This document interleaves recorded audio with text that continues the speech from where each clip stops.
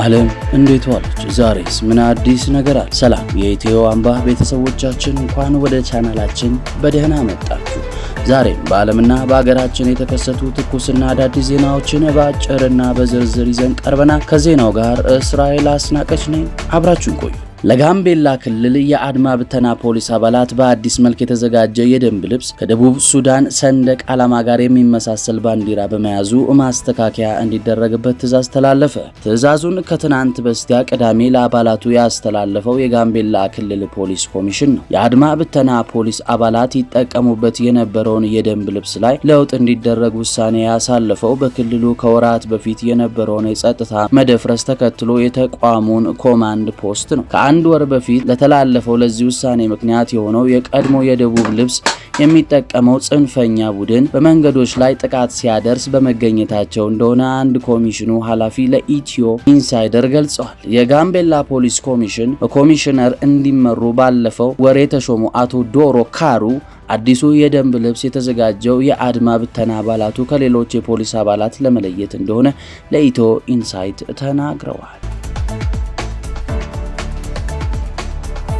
ለሰባተኛ ጠቅላላ ምርጫ ተመዝግበው ከነበሩት ፓርቲዎች ውስጥ 6ቱ ከውድድር ውጪ መሆናቸው ተረጋገጠ። ለመጪው ሰባተኛ ጠቅላላ ሀገራዊ ምርጫ የእጩዎች ምዝገባ አከናውነናል። የምርጫ ምልክቶቻችንን መርጠው ከነበሩት 48 የፖለቲካ ፓርቲዎች መካከል 6ቱ በተለያዩ ምክንያቶች ከፉክክር ውጪ መደረጋቸው ምርጫ 2018 ኢትዮ ኢንሳይደር ከኢትዮጵያ ብሔራዊ ምርጫ ቦርድ ጋር አረጋግጣል። ቦርዱ የድምጽ መስጫ ወረቀቶችን በውጭ ሀገር አሳትሞ ማጠናቀቁን ተከትሎ ዘንድሮ የምርጫ ውድድሩ የሚካሄድበት በተቀሩት 12 የፖለቲካ ፓርቲዎች መካከል ብቻ እንደሆነ ታውቋል። ከምርጫው ውድድር ውጪ ከሆኑ ፓርቲዎች መካከል 3ቱ መሰረታቸውን በትግራይ ክልል ያደረጉ ሲሆኑ እነርሱም በትግራይ ክልል ምርጫ ባለመካሄዱ ምክንያት ከውድድር የወጡ ዲሞክራሲያዊ ስምረት ትግራይ፣ ስምረት ትንሳኤ ሰብአ እንደርታና ትንሳኤ ስርዓተ አንጪ ሀቂ ፓርቲዎች ናቸው።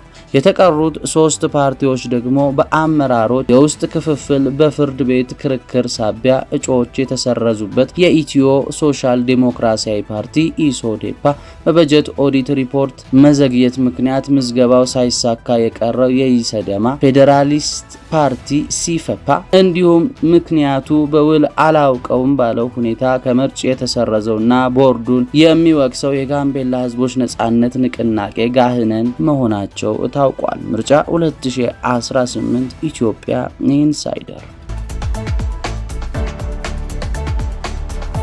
ሊትር 250 ብር። በአዲስ ዘመን ከተማ ነዳጅ ከታሪፍ በላይ በሊትር 250 ብር እየተሸጠ መሆኑ ተገለጠ። አማራ ክልል ደቡብ ጎንደር ዞን ሊቦ ከምከም ወረዳ አዲስ ዘመን ከተማ የሚገኙ ነዳጅ ማደያዎች በሊትር 250 ብር ካልከፈላችሁ ነዳጅ አንቀዳም በማለታቸው ስራ መፍታታቸውንና የባንክ ዕዳ መክፈል አለመቻላቸውን የተሽከርካሪ ባለንብረቶች ገለጹ። ባለንብረቶቹ ችግሩ ለከተማው ንግድ ቢሮ ቢያመለክቱም ቢሮው ህግ ከማስከበር ይልቅ ከማደያዎቹ ጋር ተስማሙ በሚል ለህግ ወጦች እያበረታታ መሆኑን በመጥቀስ ጉዳዩ ወደ ሊቦ ከምከም ወረዳ ፍርድ ቤት በመውሰድ ክስ መስርተዋል። የአካባቢው ነዋሪዎች፣ ባለሀብቶች የክልሉ ገበያና ንግድ ልማት ቢሮ በጉዳዩ ላይ አስቸኳይ ጣልቃ ገብነት እንዲያደርግና ከህገ ወጦች ጋር የሚተባበሩ ኃላፊዎች ተጠያቂነት እንዲደረግላቸው ጠይቀዋል።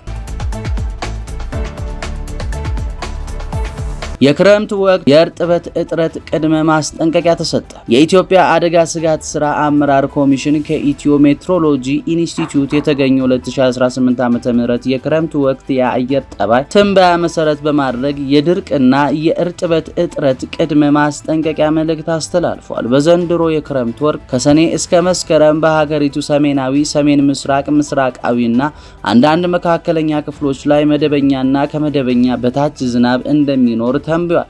በትግራይ፣ በአፋር፣ በአማራ፣ በኦሮሚያ፣ በተለያዩ ምስራቅና ምዕራብ ሐረርጌ፣ በሶማሌና በመካከለኛ ደቡብ ኢትዮጵያ የሚገኙ የተወሰኑ ዞኖችና ወረዳዎች ለእርጥበት እጥረት ተጋላጭ መሆናቸው ተለይቷል። ይህ የእርጥበት እጥረት በሰብል ማምረት ላይ፣ በውሃ አቅርቦትና በዘርና በእንስሳት ጤና ላይ አሉታዊ ተጽዕኖ ሊያደርስ እንደሚችል ተገልጿል። የሚመለከታቸው የመንግስት አካላት፣ የህብረተሰብ ክፍሎችና አጋሮች ድርጅቶች የውሃ ማሰባሰብ ስራዎችን እንዲያጠናክሩ፣ የአጭር ጊዜ የሰብል ዝርያዎችን እንዲጠቀሙና አስፈላጊ ቅድመ መከላከያ እንዲያደርጉ ኮሚሽኑ አሳስቧል። አስፈሪው በሽታ በኤቦላ ምክንያት የሟቾች ቁጥር 220 ደረሰ። ኢትዮጵያ ከተጋላጭ ሀገራት ተርታ ተመደበች። በዲሞክራቲክ ሪፐብሊክ ኮንጎ እና በኡጋንዳ እየተስፋፋ ባለው የኤቦላ ወረርሽኝ የሟቾች ቁጥር 220 መድረሱን የዓለም ጤና ድርጅት WHO አስታወቀ። የአፍሪካ የበሽታ መቆጣጠሪያ ማዕከል CDC ወረርሽኙን ተከትሎ ኢትዮጵያን ጨምሮ 10 የአፍሪካ ሀገራት ለበሽታው ከፍተኛ ተጋላጭ ናቸው ሲል ፈርጇል።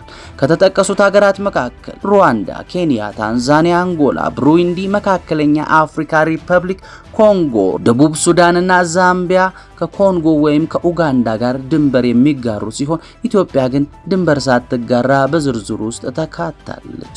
የዓለም ጤና ድርጅት በቀጠናው ያለውን የስጋት ደረጃ ወደ እጅግ ከፍተኛ ያሳደገው ሲሆን WHO እና አፍሪካ CDC ወረርሽኙን ለመከላከል የ$314 ሚሊዮን ድጋፍ ጠይቀዋል።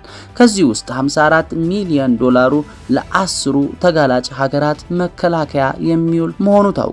ኤቦላ በከፍተኛ ፍጥነት ከአንድ ሰው ወደ ሌላ ሰው የሚተላለፍና ለህይወት እጅግ አስጊ የሆነ አደገኛ ተላላፊ በሽታ ነው። በሽታው የሚመጣው ኤቦላ ቫይረስ በተባለ ረቂቅ ተዋስ አማካኝነት ነው። በሽታው የሚተላለፈው ከእንስሳት ወደ ሰው። ቫይረሱ መጀመሪያ ወደ ሰው የሚመጣው በበሽታ ከተያዙ የዱር እንስሳት ለምሳሌ የሌሊት ወፍ፣ ቺምፓንዚ ወይም ጦጣዎች ጋር በሚኖር ቀጥተኛ ንክኪ ነው። ከሰው ወደ ሰው በበሽታው የተያዘ ወይም የሞተ ሰው ደምና ፈሳሾች ልክ እንደ ላብ፣ ምራቅ፣ ትውከት፣ ሽንትና የሰውነት ቁስ በቀጥታ በመነካካት ይተላለፋል። በቁሶች አማካኝነት በታማሚ ሰው ፈሳሽ የተበከሉ ልብሶች፣ አንሶላዎች ወይም መርፌዎች በመጠቀም ሊተላለፍ ይችላል። ኤቦላ እንደ ጉንፋን በኩፍኝ ወይም በአየር አይተላለፍም። የሱዳን ጦር የኢትዮጵያ ድንበር አቅራቢያ የሚገኝ ስፍራ ተቆጣጠረ። የሱዳን መደበኛ ጦር በብሉ ናይል ግዛት በአልኩሩንኩ ከተማ ዳርቻ ላይ የሚገኘውንና ከኢትዮጵያ ድንበር አቅራቢያ የሚገኘውን አልባራካ የተባለውን ስፍራ መቆጣጠሩ ተገለጸ። ጦር ስፍራውን የተቆጣጠረው ከፊል ወታደራዊ የፈጣን ድጋፍ ኃይሎች RSF ጋር ከባድ ግጭት ካደረገ በኋላ መሆኑን የአናዶል የዜና ወኪል ዘግቧል። አሜሪካ ከኤርትራ ጋር ያለውን ግንኙነት ለማሻሻል የታሰበ በችኮላ ከመያዝ ይልቅ በጥንቃቄ መመርመር ያስፈልጋል። ፕሬዝዳንት ኢሳያስ የኤርትራ ፕሬዝዳንት ኢሳያስ አፈወርቂ የሀገሪቱን 35ኛ የነጻነት በዓል አስመልክቶ ባደረጉት ንግግር በሀገር ውስጥ ጉዳይ ላይ ከማተኮር ይልቅ በቀጠናውና ዓለም አቀፍ ውጥረቶች ላይ ሰፊ ትንተና ሰጥተዋል። ፕሬዝዳንቱ ባለፈው ዓመት በአፍሪካ ቀንድና በቀይ ባህር ቀጠና ላይ የገመቷቸው የደህንነት ስጋቶች በተለይም በኢትዮጵያና በሱዳን መከሰታቸውን ጠቅሰዋል። አያይዘውም የኢጋድ ሚና በመተቸት ድርጅቱ ወደ ልማት አጋርነት ለመቀየር የተደረገው ጥረት እንዳልተሳካና አሁን ላይ በሶማሊ፣ በኢትዮጵያ፣ በሱዳንና በደቡብ ሱዳን ያሉ ሁኔታዎችን እጅግ አደገኛ መሆናቸውን አስገንዝበዋል። ከዓለም አቀፍ ሁኔታዎች አኳያ የሆርሙዝ መጥበብ መዘጋትና የኢራን ጦርነትን በማንሳት አለመረጋጋቱ እየተባባሰ በመምጣቱ ጠቁሟል። የአሜሪካ የትራምፕ አስተዳደር ከኤርትራ ጋር ያለውን ግንኙነት ለማሻሻል እያደረገ ነው ስለተባለው ጥረት ሲያብራሩ ጉዳዩ በችኮላ ከመያዝ ይልቅ በጥንቃቄ መመርመር እንደሚያስፈልግ ገልጸዋል። የኢራን አሜሪካ አደራዳሪ በሆነችው ፓኪስታን በባቡር ላይ በተሰነዘረ ጥቃት የ24 ሰዎች ሕይወት አለፈ። በፓኪስታን ባሎንቺያን ክልል ለኢድ በዓል የሚጓዙ ወታደራዊ ሰራተኞችና ቤተሰቦች በጭኖ በነበረው ባቡር ላይ በደረሰ የአጥፍቶ ጠፊ የቦምብ ጥቃት ቢያንስ 24 ሰዎች ሲሞቱ 70 የሚሆኑ ደግሞ ቆስለዋል። ጥቃቱ የተፈጸመው እሁድ ጠዋት በኬታ ከተማ በሚገኝ የባቡር ጣቢያ ላይ ሲሆን ፍንዳታው ባቡሩ ከሃዲድ አስወጥቶ የባሎንቺስ ነፃ አውጪ ጦር BLA የተባለው ተገንጣይ ቡድን ለጥቃቱ ኃላፊነት ወስዷል። መጥፎ ስምምነት አላደርግም ዶናልድ ትራምፕ የአሜሪካ ፕሬዝዳንት ዶናልድ ትራምፕ ከአሜሪካና ከኢራን አዲስ የኒውክሌር ድርድር ጋር በተያያዘ በሰጡት መግለጫ ተቺዎቻቸውን በጽኑ ተከላከሉ። የቀድሞ የኦባማ አስተዳደር የኒውክሌር ስምምነት በከባድ ቃላት የነቀፉት ትራምፕ እኔ ከኢራን ጋር ስምምነት ካደረግኩ ትክክለኛ ፍጹም ጥሩ ስምምነት ይሆናል፣ እኔ መጥፎ ስምምነቶችን አላደርግም ሲሉ ተናግረዋል። ዋይት ሃውስ የኢራንን የኒውክሌር መርሃ ግብር ለመግታት ድርድሩ በጥንቃቄ ቀጠለ መሆኑን አሜሪካ ጥቅሟን የሚያስከብር ጠንካራ ስምምነት ላይ ብቻ እንደምትፈርም አስታውቃለች። በኢራን ጦርነት ሳውዲ አረቢያ ከፍተኛ የኢኮኖሚ ጥቅም ማግኘቷ ተነገረ። በኢራን ጦርነት ምክንያት በዓለም አቀፍ ደረጃ የነዳጅ አቅርቦት መስተጓጎልና የኢኮኖሚ መናጋት ቢፈጠርም ሳውዲ አረቢያ ከሁኔታው ከፍተኛ የገቢ እድገት እያገኘች መሆኑን ብሉምበርግ ዘገበ። እንደ ዘገባው ገለጻ ሀገሪቱ በጦርነት ሳቢያ ካደገው የዓለም የነዳጅ ዋጋ ተጨማሪ በቢሊዮን የሚቆጠር ዶላር ገቢ እያሰባሰበች ትገኛለች። ከዚህም በተጨማሪ በጦርነቱ ምክንያት የሆርሙዝ ወሽመጥ ለንግድ በመዘጋቱ የሳውዲ አረቢያ ቀይ ባህር ዳርቻ አማራጭና ወሳኝ የባህር መስመር ለመሆን በቅቷል። ይህም ሳውዲ አረቢያ ዓለም አቀፍ የንግድና የሎጂስቲክ ማዕከል ለመሆን ለነደፈችው ታላቅ ስትራቴጂካዊ እቅድ ያልተጠበቀ ትልቅ እገዛ ማድረጉን ተመልክቷል። ውድ አድማጭ ተመልካቾቻችን ከኛ ጋር ስለነበራችሁ እጅግ በጣም እናመሰግናለን። ቻናላችንን ላይክ፣ ሼር እና ሰብስክራይብ ማድረጎን አይርሱ። አዳዲስ ዜናዎች እንዲደርሱ የደውል ምልክቷንም ይጫኑ። ሰናይ ጊዜን ተመኘን።